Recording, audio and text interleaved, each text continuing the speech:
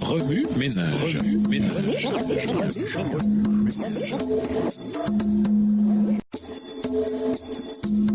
Remue ménage.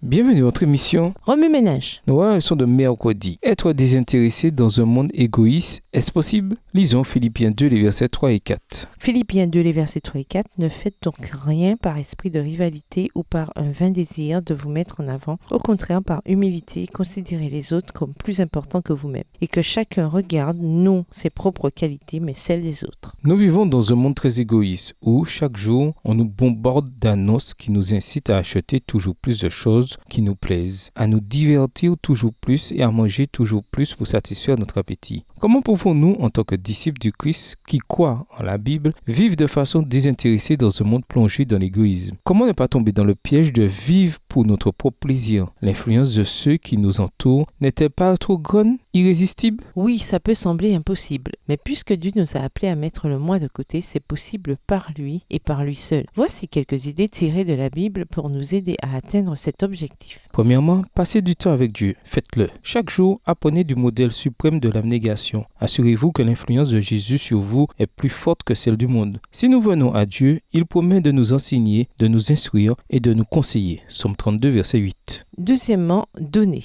Luc 6, verset 38, Acte 20, le verset 35. Apprenez à donner. Il est important de développer la joie de donner plutôt que de recevoir. Il est important de donner de bon cœur et non à regret ou par obligation, comme la Bible nous l'enseigne, 2 Corinthiens 9, le verset 7. Troisièmement, servez. Matthieu 10, versets 26 et 27, 1 Corinthiens 10, verset 24, Philippiens 2, versets 3 et 4. En plus de donner, nous devons apprendre à servir. Beaucoup de gens donnent de l'argent à des organisations caritatives, à des projets missionnaires et à d'autres causes, mais peuvent ne jamais s'impliquer personnellement par le biais du service. Servir les autres est aussi important que de donner de l'argent, sinon plus important. Un tel service devrait être notre priorité. En servant les autres, nous apprenons à penser moins à notre petite personne. Jésus, par sa vie, nous a donné l'exemple d'un service quotidien désintéressé envers les autres. Chaque jour, aidez et servez intentionnellement vos semblables selon vos capacités. Priez Dieu de vous guider pour que chaque jour, vous soyez en bénédiction à quelqu'un. Remue ménage. Quelle différence y a-t-il entre donner et servir? À votre avis, qu'est-ce qui, des deux, est le plus difficile à faire pour la plupart des gens? Le plus difficile pour vous? En quoi l'abnégation de Jésus offre-t-elle un contraste frappant avec l'égoïsme de ceux qui vous entourent? Semble-t-il y avoir un niveau inacceptable d'égoïsme dans notre culture moderne? En quoi cela se compare-t-il avec ce que Jésus nous appelle à faire? Au revoir! Et à demain si Dieu veut.